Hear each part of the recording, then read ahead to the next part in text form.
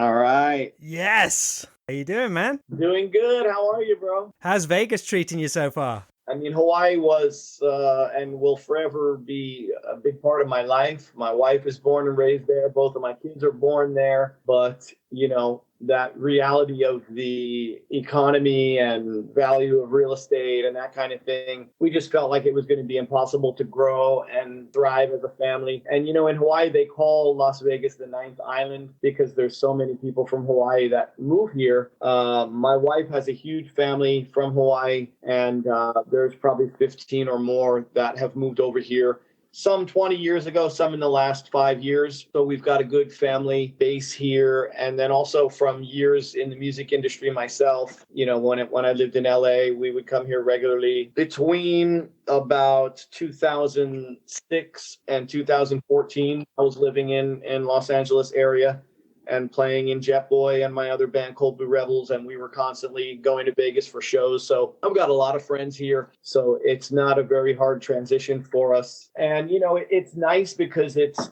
you know, in Hawaii, you get used to, it's an island and it's limited. You know, there's a lot of things that just don't exist there. I mean, we have everything we need as far as your, you know, big box stores and malls and stuff like that. But here it's like, oh my God, I mean, you know, we're only about 6 or 7 miles from the Strip. So you've got tons of things going on there. and then go out of our street and go 2 minutes in any direction in any main street, and there's like 1,000 stores. Just more of everything is really cool and novel right now. The move was so we could afford to buy a nice big house, which we're now in a 4-bedroom, 3-bathroom, 3-car garage, swimming pool, and also closer to my family, which is in Northern California. Of course, we won't have the ocean here. Can you take us back to where you grew up? Are you originally from San Francisco? No, so I grew up in New Jersey. I was born in Newark Hospital, which is affectionately known as the armpit of New Jersey. And I lived in New Jersey till I was about 15 years old. We were Hungarian on both sides. That has its own, when you look at New Jersey at the time when I grew up, it was very ethnic. You were Italian or you were Polish or German or Hungarian, and the families all kept to their traditions. And I grew up with amazing food and amazing big family gatherings and stuff like that. My dad, who got into the advertising and marketing world and aspired to do more, he was working in New York City, but he aspired for more. And so he took a job with National Semiconductor in the Bay Area of San Francisco. He was known for inventing the microchip and the silicon chip. So our family came across country by ourselves, no other family in California really, and we got a fresh start. I was 15 years old, and we moved to Santa Clara, San Jose area, which is South Bay. And that's where I kind of evolved, right? I got into punk rock and heavy metal and glam rock and started playing music. I started playing drums initially, and then settled into vocals. And that's where I met up with Billy and Fern in the famous North Beach area of San Francisco, which is where the Broadway Strip is, and the most famous clubs of that time, the On Broadway, the Mabuhay Gardens, and that whole North Beach district really exploded there in the early to late 80s. What was you like as a kid? Was it a surprise to people when you became such a larger-than-life singer? I was always a ham and a character. As far back as you can remember, I always wanted to put on a show. I was always eager to perform. I used to sing every TV commercial. Instead of talking, I would wake up in the middle of the night and I would sing, "I want to drink a water, I want to drink." My parents always noted that. I was in Catholic school for 1st through 3rd grade, and I sang in the church choir. And everything from, putting on magic shows for my family and things like that. So I think that natural performer was always part of my personality. And I'm long-winded, the gift of gab, so to speak. And, a creative person, I like to think of myself as a very creative person who doesn't have a specific talent, In other words, I'm not great at drawing or painting or almost anything. And even with vocals and singing, it was nothing that I ever had to put any effort into whatsoever. I was always able to do it, and I can write melodies very quickly and easily, and lyrics, kind of were the same way when I started writing music. But I'm kind of that creative jack of all trades, master of none. So there you go. Be the lead singer. You know what I mean? It's like, was there a particular guy who you perhaps saw on a video or heard on an album like, holy shit, that's the guy I want to be like? Yeah, I don't know if there was per se a guy, but just all the classics. I mean, I still want to say probably classic rock had the biggest influence on me. Early on, it was Led Zeppelin and Robert Plant. And then as I went through all my phases, it was kind of someone from each phase, Obviously, Hanoi Rocks was a big one for us. But going back further, I mean, everyone, Rob Halford, Bruce Dickinson, Steve Perry from Journey, you know what I mean? Like, I've always been an equal fan of pop music and alternative music and underground music and artistic music. So my music taste is really all over the place. I remember Jonathan Wake from the Babies was a big one early on, really before I started kind of singing professionally.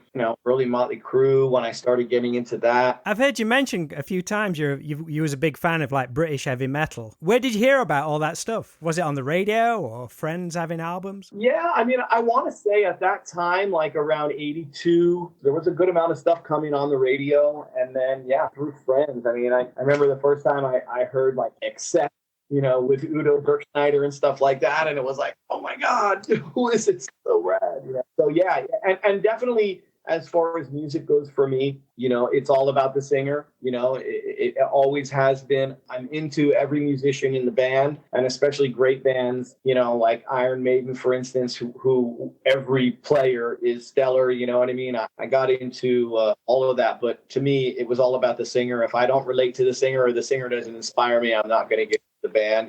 Did any of those bands come through San Francisco when you was a kid for you to actually go and see them at a concert? Absolutely. UFO, Saxon, as far as that kind of early British metal movement, I saw all those bands multiple times. Judas Priest, gosh, Jethro Tull, like oddly enough, I was into at a really young age, probably through my older cousin that got me into some stuff. He's the one that got me into Foghat and Aerosmith, but Jethro Tull I actually saw 2 or 3 times in concert, like 16 years old, like dropping acid, great theatrical, huge stage shows and stuff. Iron Maiden still does a great job of it. Kind of got my wife, who's quite a bit younger than me, into Iron Maiden, and I brought her to see them twice, just because I was like, you have to witness a proper big production metal show, you know what I mean? And they always deliver. So touching on San Francisco, I've only been like one time, but it has this rich, cool vibe, much like in a way New York. It has these cool little pockets which are a great contrast to each other. What were some of your favorite elements from back in the 80s when you were diving into music? My first introduction to hanging out in the San Francisco scene was before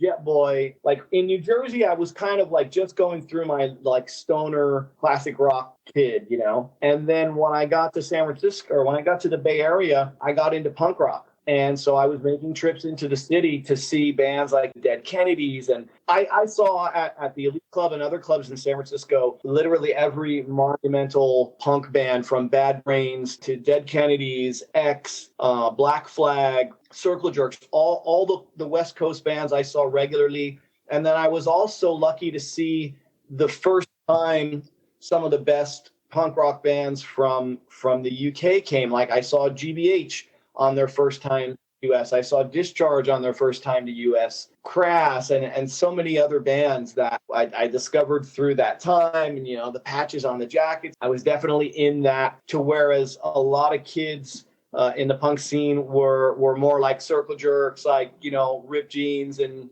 t-shirts or whatever. Once I discovered that UK style with like tartan bondage pants and Doc Martens and creepers and studded jackets, and I had the long spiky hair like GBH and Discharge, that was our thing, and pitting, although we called it slam dancing back then, we didn't call it the mosh pit that it generalizes now. But that was kind of my thing. And tons of little underground clubs like the Tool and Die, and I can't remember the name of a lot of them, but I went to a ton of little seedy, dirty underground clubs. And that kind of led me into, discovering bands like Motorhead, and, just I kind of started branching from that punk rock scene into a little bit more like British metal stuff, which I related to again because I was already into like metal and hard rock. And then I discovered, bands like the New York Dolls and Hanoi Rocks and that whole glam kind of thing, which again immediately turned me on because it was another extreme. I guess that's the kind of person I am. So I mean, as much as it seems funny to some people, I went from being a hardcore studded jacket, studded belt kid to like wearing high heel boots and makeup and fully glammed out, because that's how I was. If I got into something, I didn't do it a little, I fully did it. You know what I mean? So that's about the time I met the guys in Jetboy.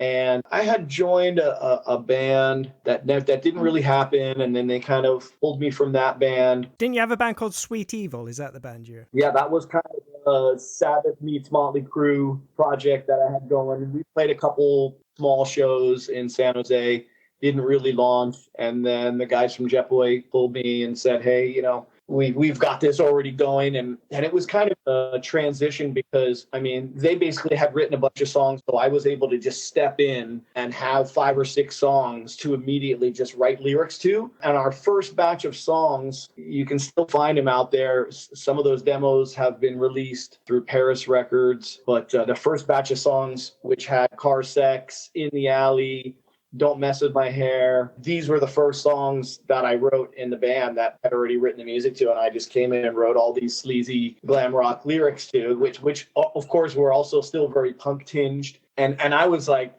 just such a reckless mess at that point. You was kind of like the last piece of the Jetboy puzzle, like what you said. And you found out, was it right? You found out about the band through your friend Todd Crew, who was playing bass. He was like jamming in some band, and then they pulled him in. And then he was telling me about Jetboy, and I tried to pull him into Sweet Evil. I think he came to a rehearsal and checked it out. And then he was like, no, you got to check this band out. So I went and checked them out. That's a funny story, too, because when I agreed to go check out a rehearsal with them, I went and partied the night before, and I was just completely hardcore wasted night. And they came to my girlfriend's house to pick me up, and I was like in no condition. I was hungover and sick, and they literally like came in, picked me up, carried me to the car in my socks, like sleaze rock clothes from the party the night before, and they brought me to the rehearsal. I remember just feeling so sick and awful, but I was totally inspired, and I think I started writing lyrics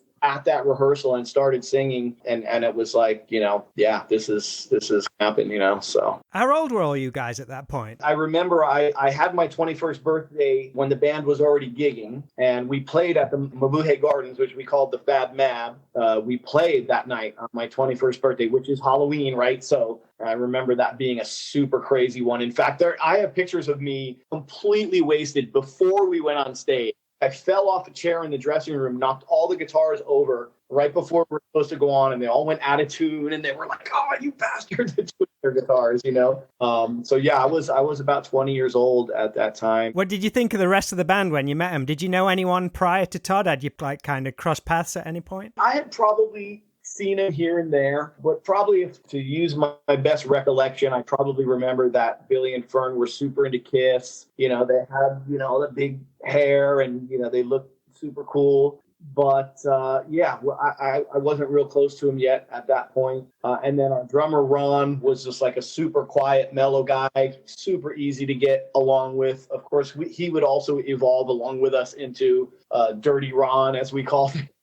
Quite the partier, but at that time, at the beginning, he was a real mellow, quiet guy, and kind of like reluctantly into the hairspray and makeup world. But and then I also remember very early on realizing that, like, especially with Billy and Fern, is they were light years ahead of me as musicians, not just the physical sense of being great guitar players and songwriters, but they knew like everything about every band that we all loved. They knew who was the engineer, what studio they recorded at, what other big artists also recorded in that studio. They were like music buffs, whereas I was like, what's a producer? Like I never read the notes on records other than the name of the band and the lyrics. You know what I mean? I just was not that kind of music listener. I'm still kind of not, but Billy and Fern were just so schooled and so knowledgeable about music and studios and production and all that kind of thing. So, that was a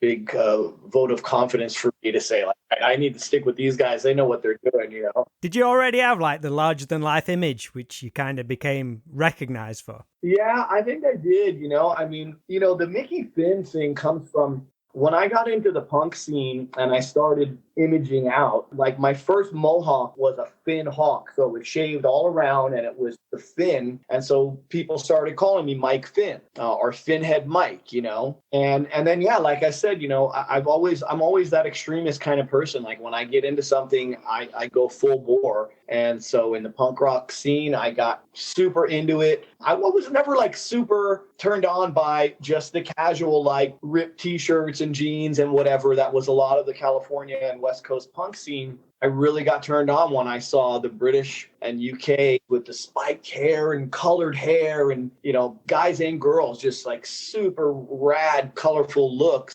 That really turned me on. So I was already doing that. And then with Sweet Evil, the rest of the guys were like a little more like Black Sabbath looking. And I wanted to be like Vince Neil, you know what I mean? So, I had bleached hair and I was dressing, like early Motley Crue-ish. And then I was already on my way into glam rock. And my girlfriend at the time was kind of turning me on to a lot of stuff, as well as glam and classic stuff like T-Rex and whatnot, and New York Dolls and Johnny Thunders and all that. But there was also goth. The goth movement was kind of coinciding with that. So, glam and goth looks were kind of interchangeable. And you can see that if you look at early Jetboy photos. There were periods where I had, jet black mohawk with black lipstick. So I would interject that as well as, bright colors and.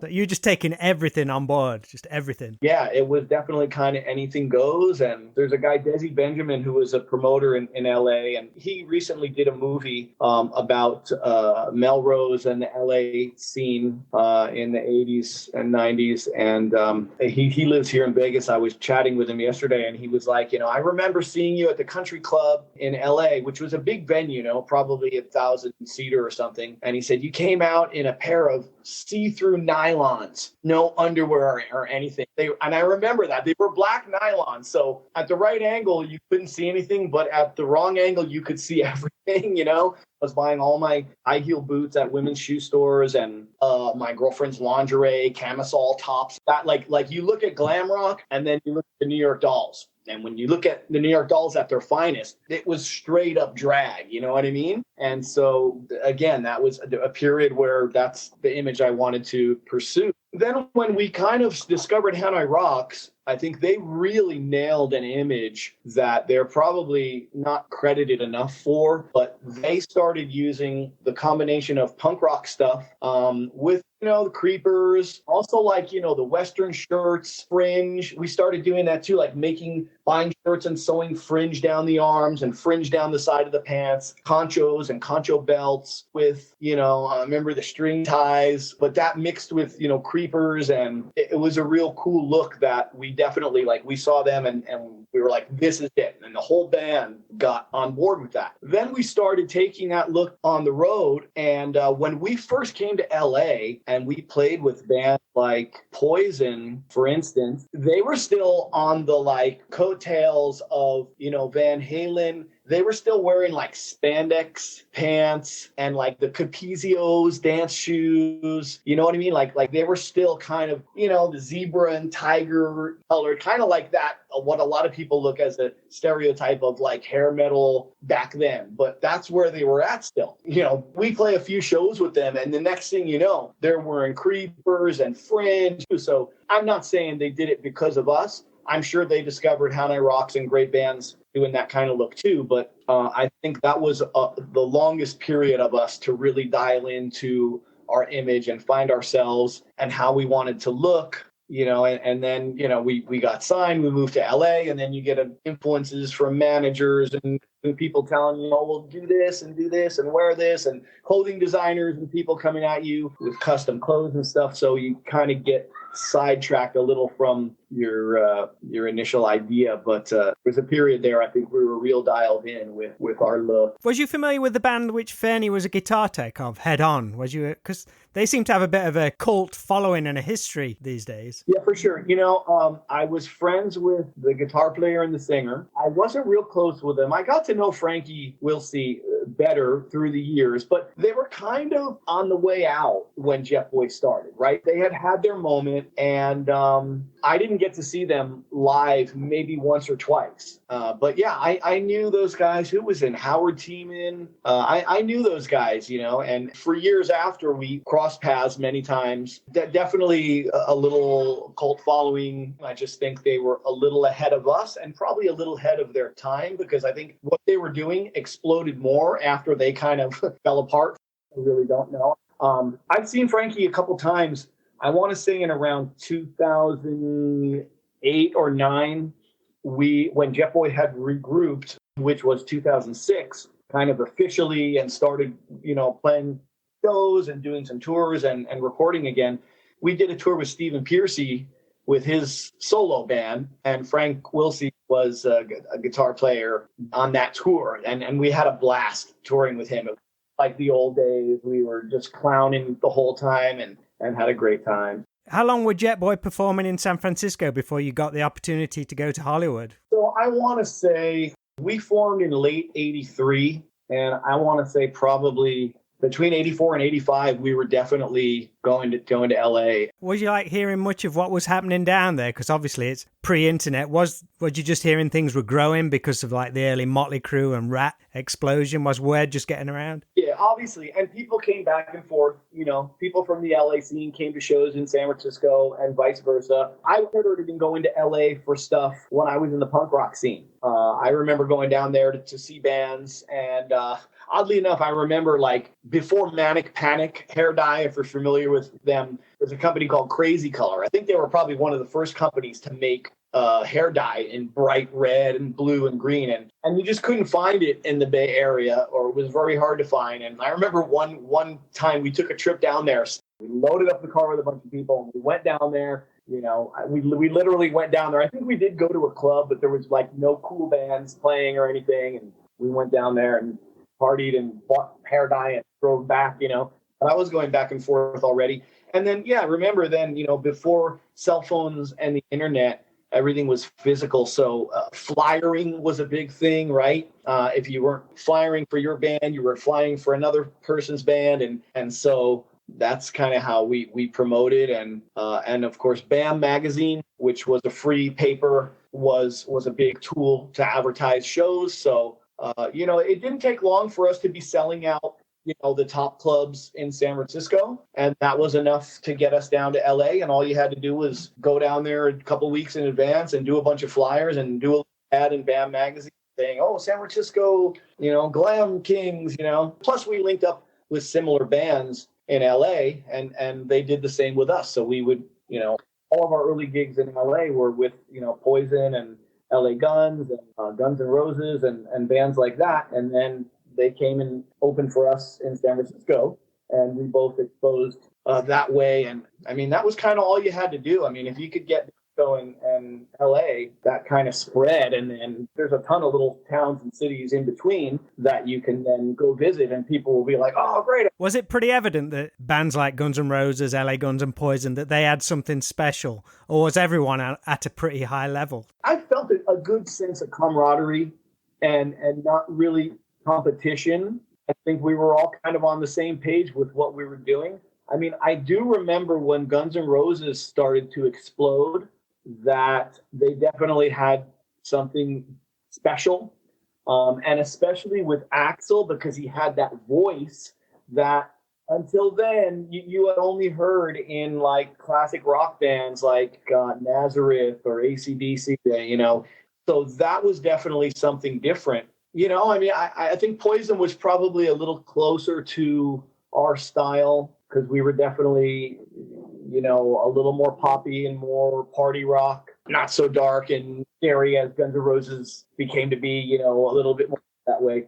But yeah, I think we all got along and helped each other out, not just to benefit each other, but we seriously cared about each other. Did I hear you had your own bus to take you from San Francisco to LA, kind of an old hippie bus, is that right? Yeah, so we bought an old, I want to say it was like a 53 GMC school bus, diesel motor. We had our roadie, Andy Moraga, who is still a very close and dear friend to us, was 16 at the time. He and Billy's always been very crafty, and, he worked at a hardware store, and, the two of them together, gutted it and boarded up the windows and turned it into a touring vessel. Although I think we seldom left the state of California, but we made lots of trips between LA and San Francisco, which is 800 miles round trip, right? And it broke down a lot, and we fixed it a lot, and 16 years old. He didn't even have a driver's license, but he drove us all around the place on that bus.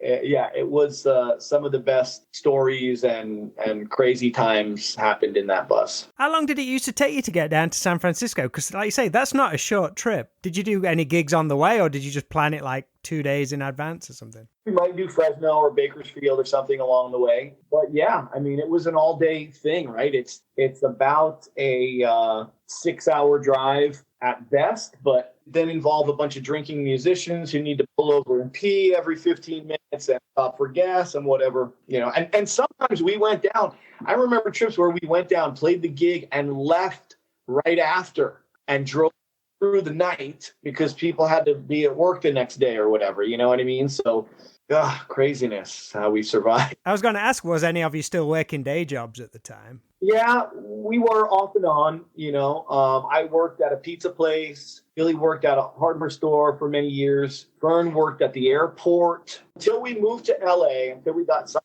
a record deal and moved to LA, we were kind of working at least part-time. And then record company money, and we all got apartments that got situated in LA, and we had about 4 years of carefree rock star life. Your friend Todd sadly passed away before Jetboy released your first album. How was the whole feeling of the band back then when that happened? Obviously, it must have been crushing. Was there any ever talk of ending the band or serious considerations about moving forward? Definitely something that I'll always regret, the way things went down.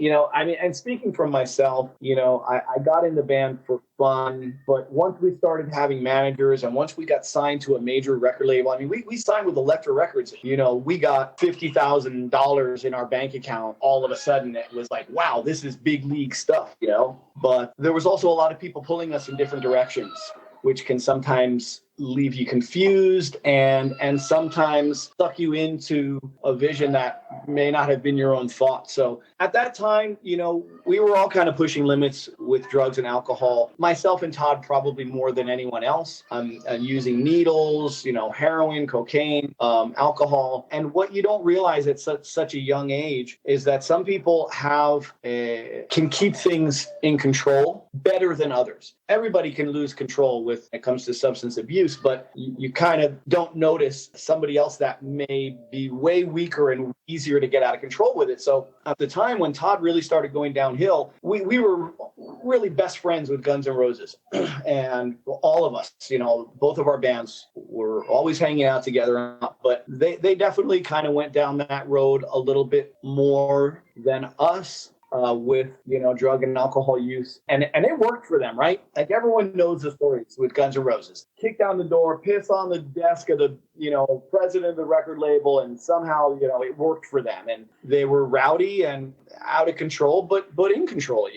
I think we saw in Todd that he was not able to keep things under control, and he was constantly letting us down. I hate to use it; it sounds kind of harsh, but he was always passing out during rehearsal. He couldn't play, was always missing meetings when we told him we had an important meeting at the record label or something going on, and he would be passed out, and we've got to make excuses for him or whatever. So during this time, you've got the managers and record company people in your ear saying, like, this ain't cool. This is not going to fly. You guys are a brand new band. The record label's taking a chance. We're spending a lot of money on you. They want to know that you guys aren't going to self-destruct and whatever. And so they started pushing us immediately to, first to get him help, which we did. We involved his parents. We got him into rehab. He immediately bailed, went straight to Guns N' Roses' house, back to partying. And this is where the sore spot with them comes into play, because we tried to get them to see what was going on and to help us with him, but they didn't. We didn't realize that whole idea that, like, hey, you guys might be fine and you might think he's fine, but he's not. And I think we saw it a little more than they did because,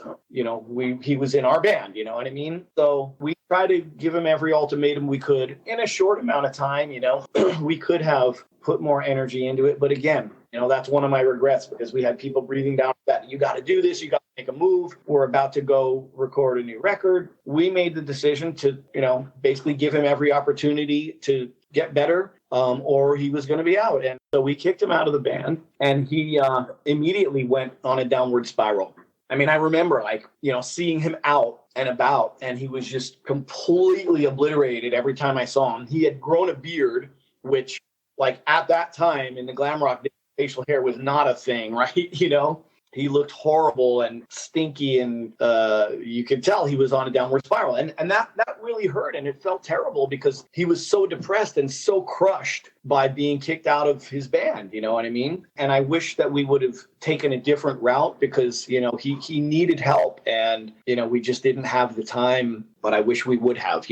What was going to happen happened, but he continued to go downhill. And then, he eventually paid the price with his life and OD'd and died, from a heroin and alcohol overdose. And that was crushing to us. You know what I mean? When we got word of what had happened, we were actually in Florida. We had recorded our record in LA at the record plant. And then we were in Florida at Criteria Studios, mixing the record. And that's when we got word of it. So we now have Sammy Yaffa from How I Rocks, one of our biggest heroes in the band. We record our record. We have moved on and we're doing so great. And then you get this word and it was just like, oh my God, like, you know, and on one hand you're going like, you know, see, we did the right thing, you know, like we knew this was going to happen, but then you're like, oh my God, like we knew this was going to happen. Like, how isn't there any way we could have prevented this? I mean, it's guilt and just confusion. I remember just being so confused at that time because I genuinely loved the guy, you know, and he was one of my best friends, and I have genuinely still love the guy and miss him. And, you know, it's just a hard thing to deal with when you're, you know, in your early 20s, and you know what's done is done. It was a big divider between us and Guns N' Roses. There was a feud. We stopped really being friends, and there was a lot of shit talking going on and finger pointing, and you know, obviously we had resentment to them for not helping us do more about it, and they resented us because they thought, you know, guys should have never done that, and it's your fault. That's why he got so depressed, and he, you know, we were there for him and we never turned our back on him, and you did, and which was true. But then at the same time, like, we asked you to help us help him, and you didn't realize how bad he was, and now you see what happened. And so yeah, just a rough thing all around, and I'll never get over it, but I'll always make the best of him, you know. So how was it having someone like Sammy in the band? Like, say you was a fan of him, but I mean, he's an insane bass player. When he first came, me and him and Billy lived for I don't know how long, several months, in a one-room studio apartment with nothing but 3 mattresses on the floor and a TV. And, you know, he came in and every night we would take bong rips and we would make 12 House cookies, you know, the cookie roll, and we would watch Star Trek. And he was just one of us immediately. You know what I mean? Just some of the happiest years and times spent with Sammy. Brilliant bass player, guitar player, just a true pro as a musician. Jetboy have earned a real legacy within the whole Sunset Strip story of the 80s and early 90s. Looking back on what you all went through, you really did go through a lot, from, like we said earlier, losing band members.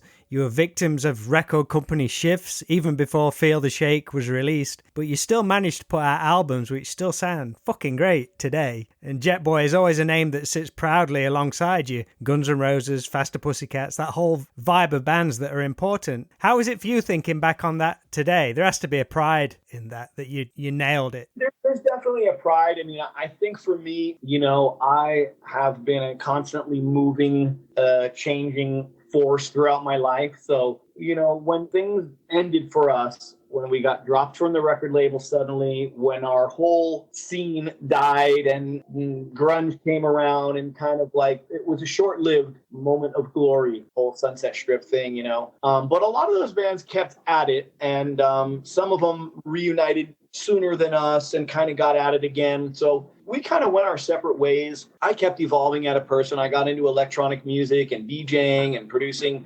electronic music. That led me on my own path for close to 10 years until 2006 when we reunited. So I think ultimately we haven't stood the test of time as well as some of the other bands you mentioned, like Faster Pussycat or Bang Tango, LA Guns. You know, I think we just, for everybody, to get everybody together and do it, things had just changed over the years, and it was just difficult. It's always been difficult for us to get together and be consistent, but we've had periods, right? From about 2006 to about 2010 or 12, we were consistent and doing good again. And then there was a couple years there of dormancy, and, you know, I had Cold Brew Rebels that I did for a few years, which was fun, and we did a lot of touring. And then kind of came around again with Jetboy. And now here we are again, you know, like, I mean, we were actually supposed to come back to the UK this year, and then the COVID thing hit and messed everything up. So right now, once again, we're in like hiatus. So like, I don't know what's going to happen. Billy and I had just started working on some new songs before COVID hit. And now Billy has just joined Buck Cherry, which is amazing, and a great fit for that band and for him. And he's got his guitar company. I don't know what's going to happen in the coming year or so. I'm probably going to reinstigate Cold Blue Rebels, which is my horror-themed psychobilly band, because that was super fun. And now that I'm back on the mainland here, I'll probably instigate that. I might have another project in me still, too. Now that I'm in a better place to have access to more musicians, I could see myself putting another band together. I just need to decide what style I want to focus on. Which one of your many things you're going to pull on? That's the thing. I listen to a lot of metal, and so I might go in that direction. But definitely, like, we're going to keep Jetboy alive until we are not alive anymore. You know, we have myself and Billy and Fern, you know, the three original members.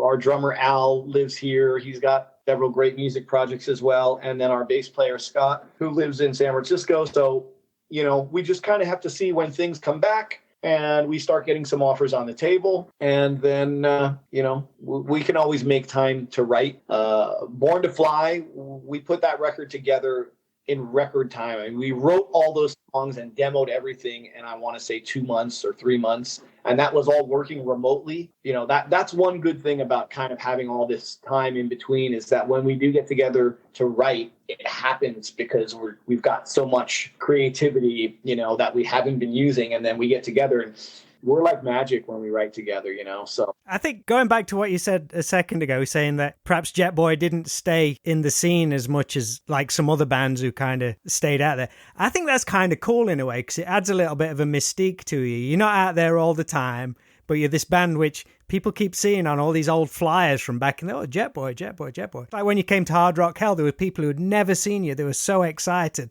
This is the band I've been waiting to see for so long. So I think there's like this cool mystique about it, really. There definitely is. I think from a musician standpoint, it's a little challenging because I feel like a lot of times when we play, you know, you may not be seeing us at 100% at our best, right? Because it's like we're always all over. Sometimes we get together, we might have one rehearsal and then go play some shows where it's like, okay, you know, we get through it, but there's nothing like being seasoned when a band lives together in the same city and they rehearse weekly and then they go and you know, even if you do short tours, you know, 2 or 3 week tours or whatever, there's a tightness that comes in when you're so comfortable and everybody's super tight, then your personalities come out more and you put on a better show. So that's kind of like the only regret, as far as I wish we had more consistency and could, you know, kind of get to that level again. But at any rate, I feel like we're always great. You know, we always have fun when we play together. But of course, you know, you're always striving to be better and greater.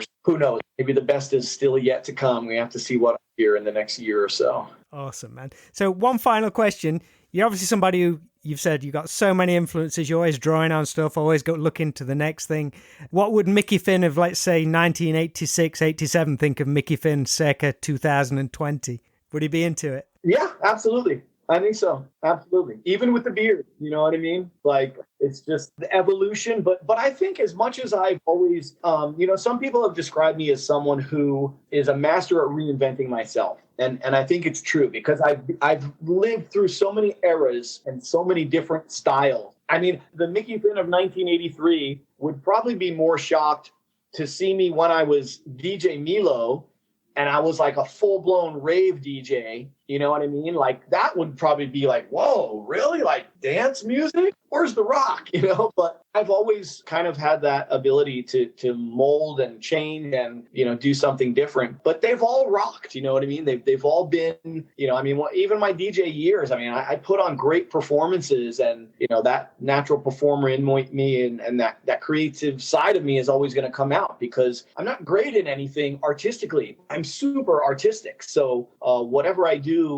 music-wise, it's always going to be creative and interesting, and I'm always going to give it my all. So, how's the whole male grooming stuff going? So it's, you know, I was with a company, Layrite, for 7 years, and when COVID hit, the company wound up in financial difficulty, and I lost my job. It was kind of a shock and unexpected, and it came at a horrible time when We were right in the middle of planning our move from Hawaii to Las Vegas, but luckily I got a amazing opportunity with a Canadian-based company out of Quebec. The company's called Crown. It's spelled KRWN, and we make amazing grooming products. So we have everything from hair pomades, shave gels, we have hair powder, we have hairspray, we have shaving products, and they're all natural ingredients. They're gluten-free, vegan-friendly, and it's an amazing product line. It's a young company, so they brought me in as going to help build it from the ground up. But we're off to a great start. I just was actually at a barber event in Orlando this past weekend. And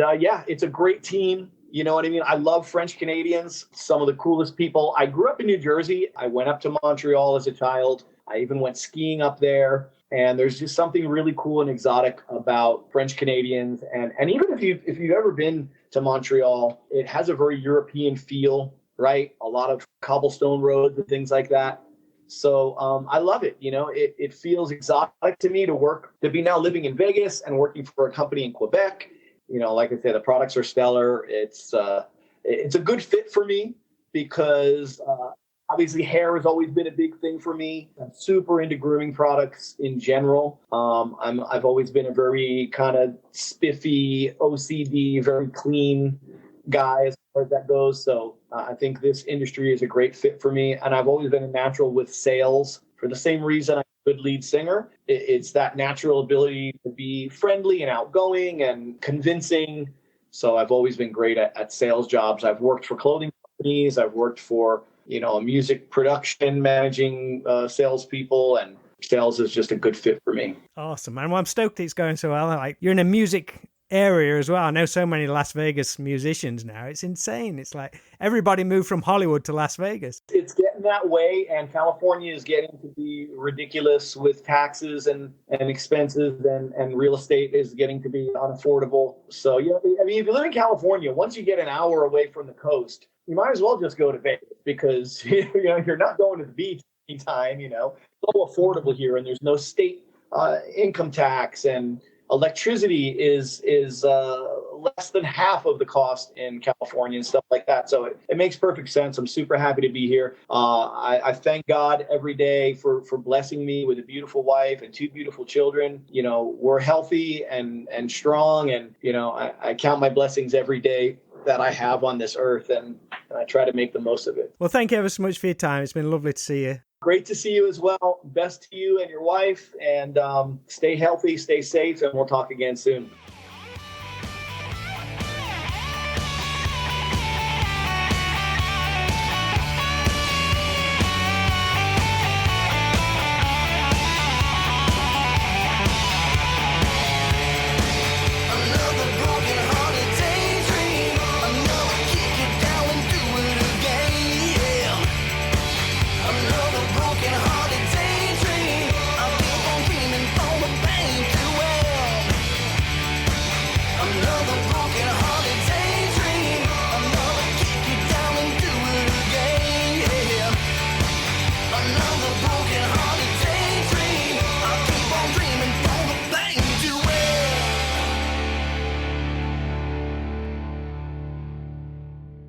So cool of Mickey Finn to take some time to talk to me on the Straight to Video podcast.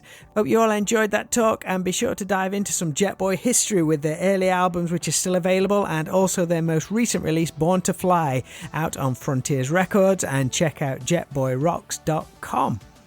Please hit me up if there's anything or anyone you'd like to see on this podcast. I'm all over social media. Twitter and Instagram is at Straight to Vid. That's a number 2, so straight number 2 VID. And my personal Twitter is at Laney74. Always love hearing from everyone, and I'm certainly not precious on criticism, so let me know if anything isn't hitting the mark. Thanks for all the support. Please continue to share, follow, and where possible, review. And until next time, I've been your host, Rob Lane. Take care and speak soon.